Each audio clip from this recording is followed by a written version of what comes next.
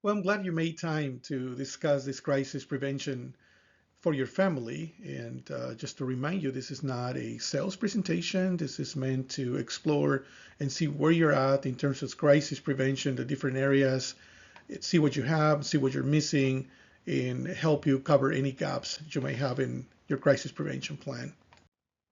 Well, now that I got to know more about you, I have a question for you. This is the most important question.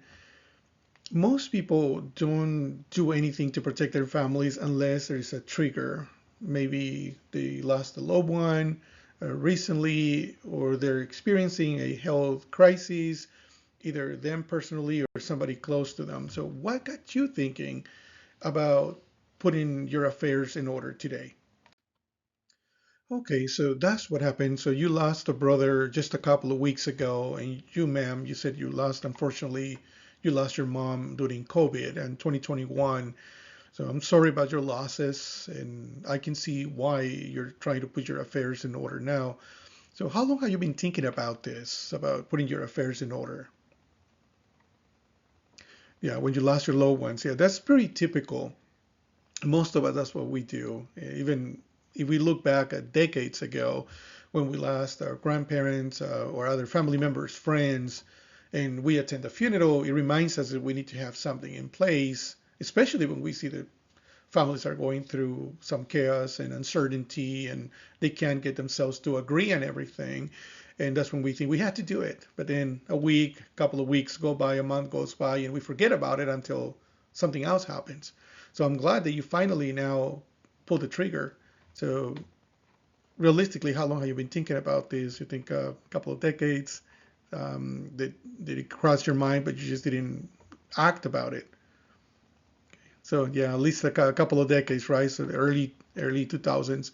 Yeah, so that's most of us, and the good thing is that you're now doing something about it. So in the past losses you had with your brother and with your mom, did you have any financial difficulties? Did you have to put everything in order for them? Okay, so for your mom, she had everything in order 2 years ago. Actually, that's more like 4 years ago. So you didn't have to do anything. Yeah, so that she left you a great example. So I can see why you feel compelled to put your affairs in order. And she made it a lot easier for you. So in your case, sir, so what happened to your brother? He didn't have anything in place, and you're saying that you actually had to help out, and the family members had to come up with some money and help the family pay for the expenses. So I can see the two scenarios, and I can see why you're doing this. So congratulations on being proactive and saving your family from this. And as you said earlier, you want to do this now because you don't want to leave any problems to the surviving family. So that's great that you're doing that. So let me ask you this: have you experienced any major health diagnosis in the past couple of years? None. Okay. So no hospice, no dialysis, oxygen, or anything like that going on, right? Okay. So that's great. I'm glad for the two of you.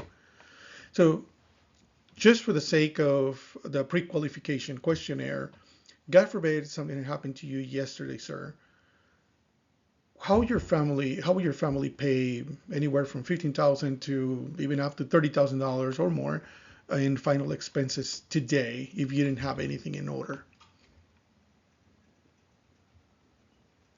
Okay, so you have a little bit, but not enough, and they'll probably have to use credit cards and get in debt for a while. Not to mention that unfortunately your spouse will lose your part of your retirement. So she'll have less income, but now she has all these bills. And then, yeah, the kids, yeah, as you said, they're busy with their own lives, paying their own student loans and raising their own kids. Okay, so as of this moment, you're saying if something, God forbid, something was to happen, then your family is not financially prepared to cover all these expenses, correct? Okay, well, don't worry, that's why I'm here. So, with many years of helping families and putting their affairs together, and also seeing the consequences of not having their affairs in order after the fact and what they go through, we came up with this proactive crisis prevention checklist. So, I'm going to give it to you, and I want you to just check what you have so I can see what you're missing and then it's my job to help you cover those gaps you may have on your crisis prevention list. So let's go through each one of these items real quick. So in building your specific plan, I'm going to show you this graph that puts everything together, sort of like a pie, and we're going to start tackling one thing at a time because you have three areas. We have the funeral part, you have the cemetery part, and you have the legal documents part. So we're going to take care of one thing at a time, but this graph pretty much shows you where we're at and the kind of service that you want, and based on the service that you want, the items that are necessary for that particular service. So we're going to tackle one thing at a time here. So now let's explore your personal wishes when it comes to a funeral arrangement. Do you want the traditional service, like the ones you probably attended to many times for family members, for friends, where you get to say your last goodbyes to your loved ones and pay your respects, maybe speak and say some nice words to the surviving family members? Is that kind of what you have in mind? And then there's a graveside service before burial. Is that what you're thinking of?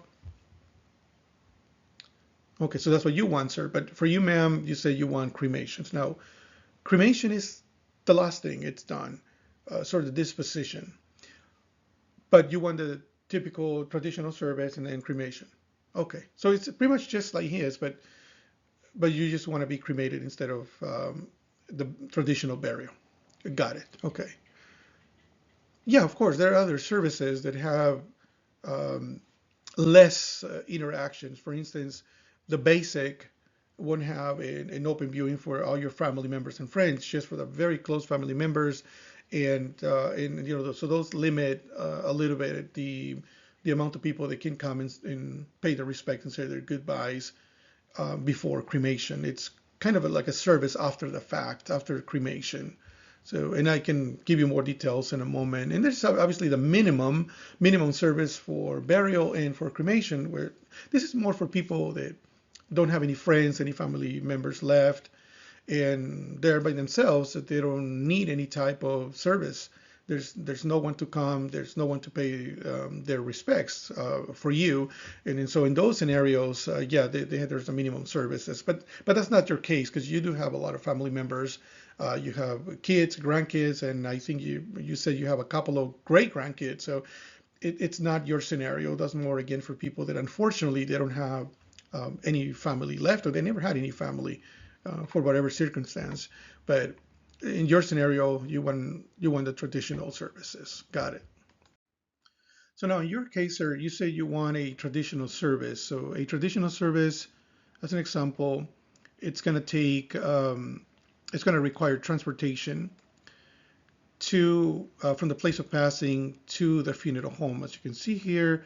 And then you want a service at a church, at your local church, so transportation there, and then to the final destination. And of course, we need the professional services, so the funeral director and their staff. We need refrigeration, usually for a couple of weeks until they get everything in order. They conduct the service, and then they schedule the interment at the cemetery.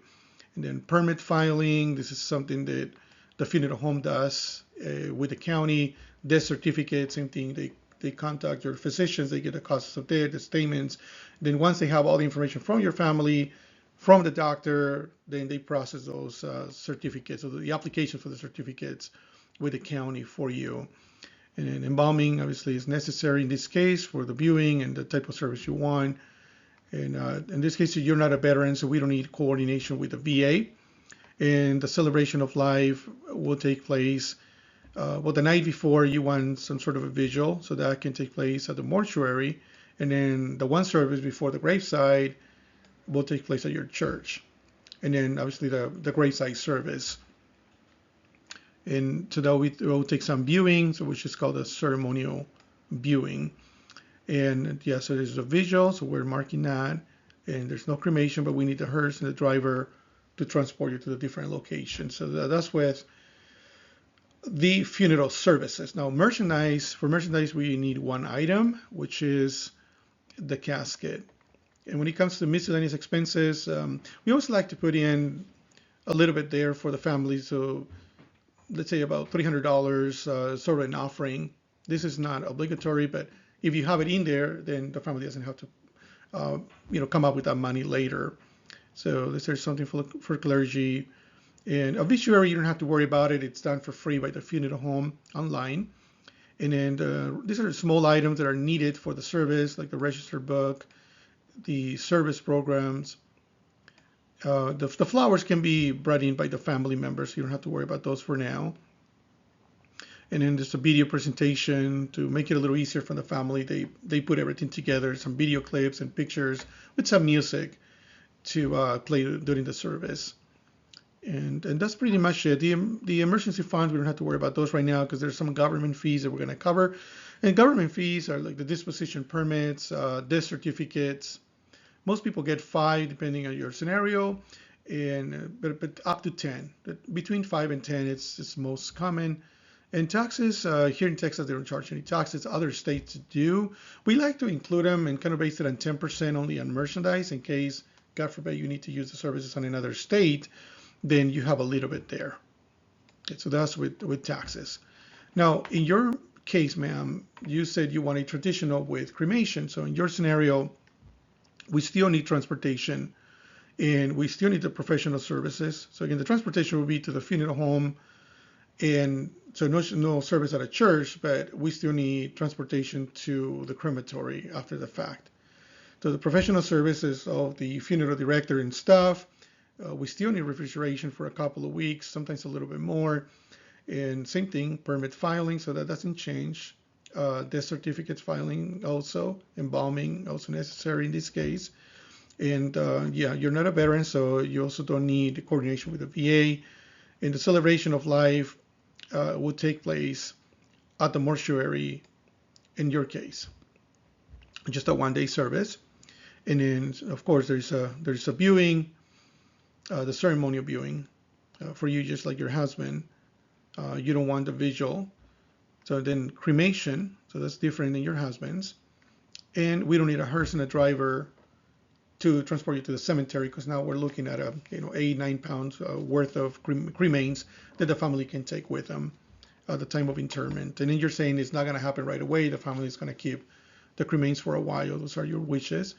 So in your case, when it comes to essential merchandise, we'll use a ceremonial casket. It's also called a rental casket, and it's a very nice wooden casket. And every time they use it, they change all the interior, so it's redecorated, and it has the cremation container already inside, or the alternative container, and that's how they cremate the bodies inside of that container that pops out from the back of the casket, and that's how they cremate. And then after the fact, we need the urn in your case. And when it comes to miscellaneous, it's pretty much the same thing. We need the same items, clergy, we need the register book, the service programs, the video presentation. And government fees, there's the same thing, the disposition permit, the death certificates, and we'll put a little bit of tax in there just in case you need the services somewhere else.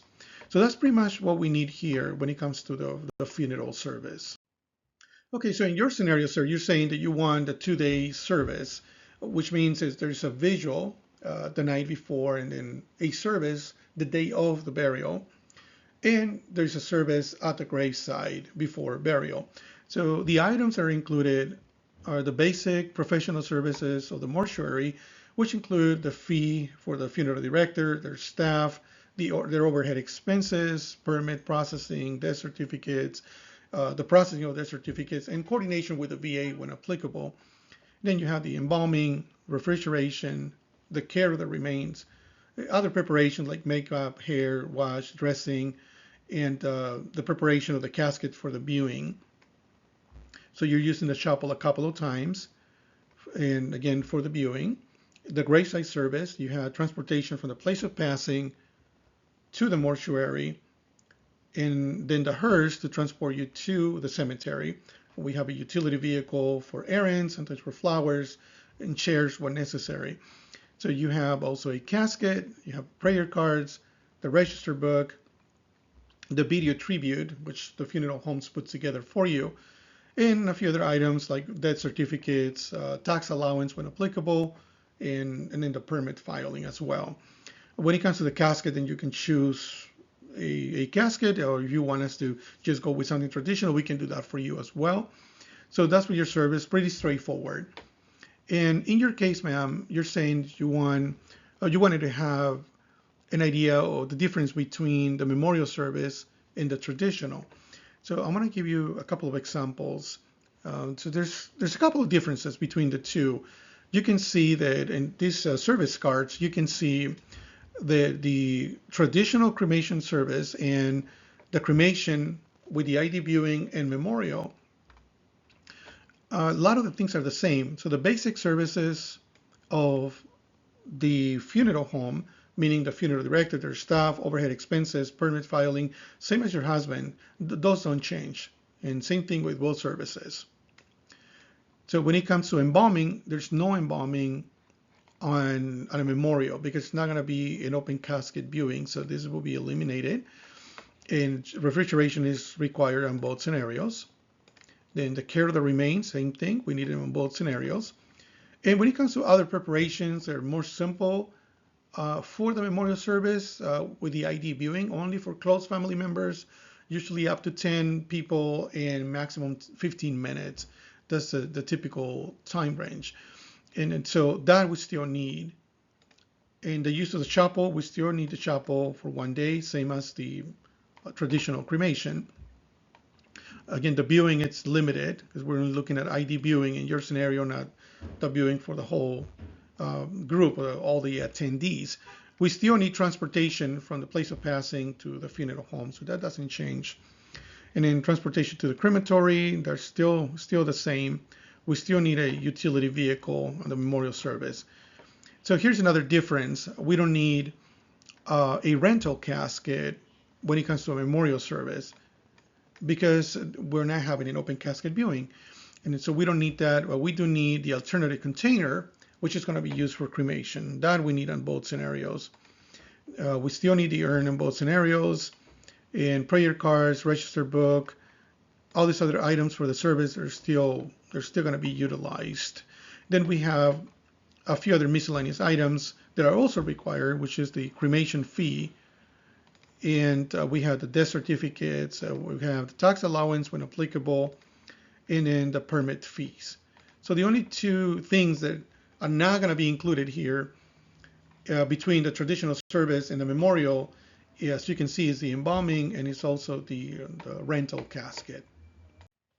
So now talking about cemetery arrangement, so there's two aspects. When it comes to burial, there's a couple of aspects. One is the services and merchandise. A lot of people think it's just a whole, but it's actually a few items involved. So we need, for instance, the opening and closing fees. So we need a grave liner or the cement vault. It's called different ways, and the installation of it. You have the headstone and the data engraving and installation, and then you have the property. So you can actually include all the services and merchandise, everything but the property. The property has to be purchased at the cemetery separately, but you can include all these other items so that you're covered financially for those as well. When it comes to cremation, you have multiple options. So you can either also purchase a space in a cemetery, or you can be put together. Since you want to plot, you can be put in the same place, or you can choose a niche at the cemetery. Most cemeteries do have those mausoleums where you can buy a niche. They're usually good for 2 people. And then sometimes people, they want to be scattered at different places. Sometimes at one particular place, like at sea, in the mountains, or again, multiple locations. Other times they want the remains to be returned to the custody of their family members, the surviving spouse or their children, until they're ready for the disposition sometimes years later or decades later. When it comes to legal documents, we always advise that you contact your own attorney. These documents are very delicate, and a small mistake can cause you all kinds of problems. We're not attorneys. We do have attorneys that we can recommend you, but feel free to use whoever you want. Now, these basic documents that we're going to provide to you, they're templates, But even after receiving those free templates, because laws are changing constantly, and sometimes we're not notified, we're not in that industry. So it's best that you, after you get those documents, go and consult an attorney, get their advice, get their guidance to avoid any possible problems in the future. So a simple explanation of a DPOA, or a durable power of attorney, in this case for assets, you can have a DPOA for health, but in this case for assets, this authorizes someone of your trust to make decisions in case you're unable to, meaning that you're going through a medical procedure, you're not feeling well, or you have some kind of a mental illness and you're unable to make decisions. So you can authorize, empower someone to make decisions for you. When it comes to a health directive, then you're authorizing, you're giving power to someone you trust, the spouse, one of your children, totally up to you. You give that power to someone you trust to make decisions related to health, meaning changing your plans and canceling certain services that you don't need. If they're unhappy with the way they're treating you, the doctors are treating you, they can always change that, and you're giving it the power to do that. Then you have the last will. The last will is meant for you to instruct your family how you want your wishes to be executed and who's in charge, and also who's going to get what. You can be specific about that. When it comes to living trust, that document requires a lot more help, and every state is different. So you definitely need to consult an attorney, even if you want to pay him for 30 minutes of their time, but it's worth it, whatever you need, but it's going to save your family a lot of trouble later.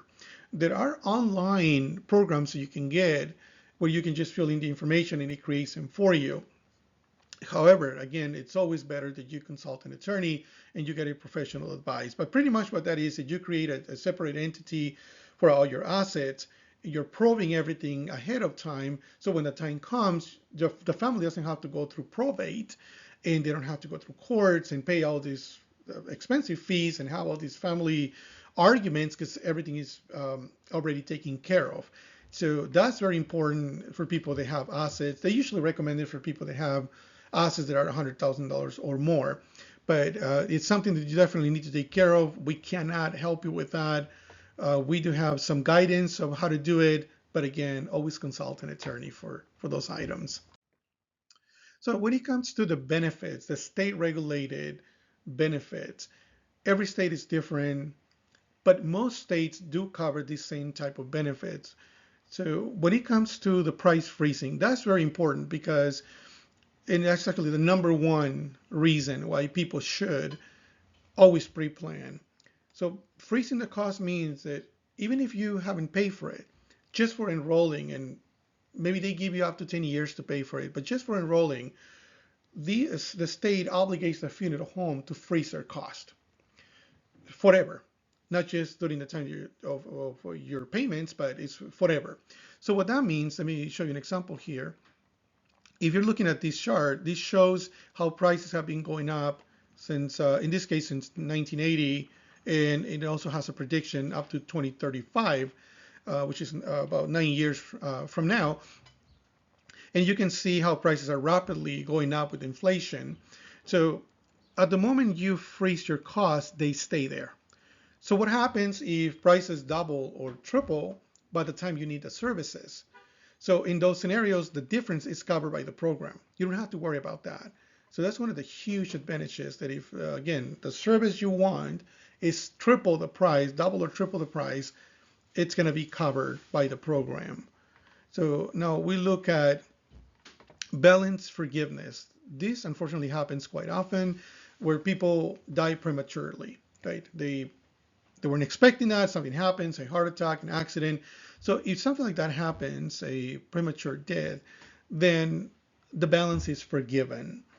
If, let's say, for example, you're a couple of years into it, you wanted to pay for 10 years, but 2 years into it, something happens to you, then the balance will be forgiven, even if that means 80% of the costs were still due. The family is not obligated to pay the difference. And then another benefit is that your personal wishes are recorded. And obviously that's very important, so there is no arguments and disagreements with family members. Portability, this is also very important. If you're traveling, you're planning on moving to another state or another area, even within the state, you can always choose another funeral home. And later we can discuss what type of funeral home you want to choose for in case you move somewhere else.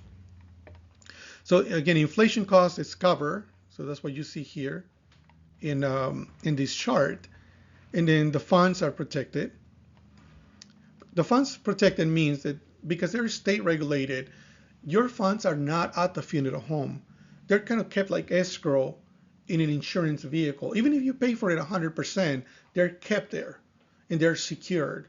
So even if the funeral home, God forbid, was to go out of business, most funeral homes don't go out of business, but if something happens, then those funds are protected. They can just simply be sent to another funeral home of your choice. And so the funds are never compromised, regardless of how the funeral home is managed, or if you decide to use a different one. Another benefit is that everything is taken care of with one simple phone call. So there's also no financial abuse. This unfortunately happens quite often where people are emotionally vulnerable when they lose a loved one. So when that happens, they show up to a funeral home and they tend to do emotional spending. And that's why you see sometimes services that, as of right now, let's say a typical service is about $10,000, $11,000, a traditional service, and they end up spending about 16, 18,000. Why is that? Because they're based on their emotions, they're choosing very expensive items and doing the emotional spending. So this prevents the family from doing that because you're choosing what you want, and now the family members are not exposed to spending more than necessary. Okay, so it seems like we're clear now that you, sir, you said you want the traditional service, so that will be service A. And you, ma'am, you said you want the traditional, you don't want just a memorial. And since it wasn't that much of a difference, you want to stay with the traditional with cremation. So we're choosing service A and B. So in your case, we're looking at the service comes up to, what is it, $8,000. So it's 8,000 for you. And then for the casket, you chose a casket that is $2,500. Okay, and then the cash advances, so we have another $300 here. So the amount of protection we need, we're looking at, that's 10,500 plus 3, so that will be 10,800 is the protection we need right now. So 10,800. And in your case, ma'am, since you got service, your service is A and your service is B. So your service also come up to, it's actually $7,500 in your scenario, so 7,500. And in terms of the casket, it's actually a rental casket, and it's already included here in the $7,500. And then when it comes to the urn, you want an urn that is $200. And then when it comes to the cash advances, it's also $300 for you. Okay, so right now we got $8,000 in your case, ma'am, and it's the total protection. So this is the total protection we need. So when it comes to the minimum monthly, remember you can always do more, but the minimum monthly in your scenario, sir, it seems like it's 168 for you. 168. In your case, ma'am, it's $103 a month. Okay, so is that comfortable for you upon approval? Okay. Or do you want to do more? Okay, so it seems like you want to stay with that now. We never recommend 10 years because there's a cost for insuring your balance, although it's not a lot, but in 10 years, it can accumulate, and I don't want you to pay more than necessary. So my suggestion is start with a minimum, but if you have the opportunity, I think you mentioned earlier that you're getting some money back from your taxes, then by all means, you can start tackling one, get rid of one, and then go to the next one. Most people try to pay it within 3 to 5 years. I think that's ideal. But if nothing else and you didn't have any other option, then you can just go on the 10, but you can always pay it faster. Okay. Now, these notes are just for reference, but it's important that you share this information with your family members as well. The ideal age to pre-plan is between 40 and 55. And the reason is because at that age, most people are healthy, they're still working, and the monthly payment it's going to be much lower because the risk is also a lot lower. And as we get older and our health is compromised, then everything is going to be more expensive. And especially if we're retired, then it becomes more difficult for us to make any kind of payments when we're at a fixed income. So the ideal age between 40 and 55. Now you're applying, you sir, you're at 70, you ma'am, you're 65. So we're just a few years behind schedule, but I'm glad you're doing it now. Okay, so please share this with your kids. Your kids are probably around that age, right? Saying they're okay. So some of them are in their 40s and some of their 30s. So it's perfect timing for them to also put their affairs in order. And then so again, over 65, you already know because of health situations, and it starts becoming a little bit more challenging. And we need to have a contingent. So you're going to be the beneficiaries of each other, but we need to have, if possible, a younger person can be one of your kids, whoever you want, as a beneficiary. So if there's any money left, they can receive those funds from the service. So who would that be? Okay. So we need the date of birth and the age. And you said, oh, she's your daughter. Okay. Got it. Thank you. So allow me to congratulate you for being proactive. I wish more people would do what you do. You know, not everybody is as responsible as you are, and they also have to conquer their fears when it comes to death and funeral arrangements. It's not easy. It's never going to be easy. Otherwise, everybody would do it. But nobody wakes up in the morning saying, I feel so great today. I'm going to head to the funeral home and put my affairs in order. Nobody does that. Unfortunately, they only react to a crisis. In your scenario, you're being proactive. So I can't congratulate you enough for protecting your family. So congratulations again on that. And we'll be in touch. Obviously, I need to email you those basic legal documents. Remember to always share those documents with your attorney for review, make sure that everything is included. And so they're up to date with the current laws. So that's what's going to be next. And then we're going to be helping the rest of your family members, and I'll show you how. So I want you to think about something very special. So the gift of sharing. So now you did something great, you protected your family, and you have a huge peace of mind. I can only imagine because I done it myself. So I want you to think of extending that peace of mind to your loved ones. So you did something great on protecting your family, but think about maybe out of the hundreds of thousands of contacts that you have on your phone, there's a few people in there that are very special to you.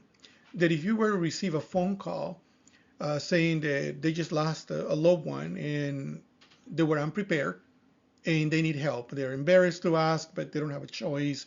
So they're asking you to help them. Who would those people be? We don't need all the 500 you have in there or the 5,000 contacts you have, just the people that you care for. Because in your behalf, we're going to send them information. And so they know how to protect themselves.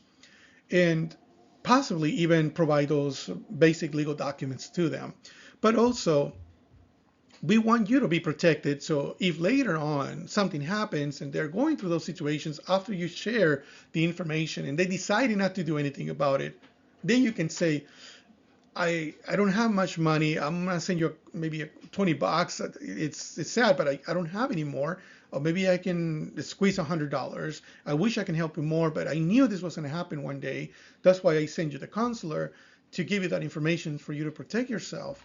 So that way you protect yourself from situations like this, because it happens to all of us. We all have friends, we all have family members that we care for, and we feel guilty of not being able to help them financially, even if we want to. So this is a way to protect them. So let's make a list of the first 7 to 10 for now, and then later we can think about, maybe a couple of weeks later, a month later, we can think about another 7 to 10 more.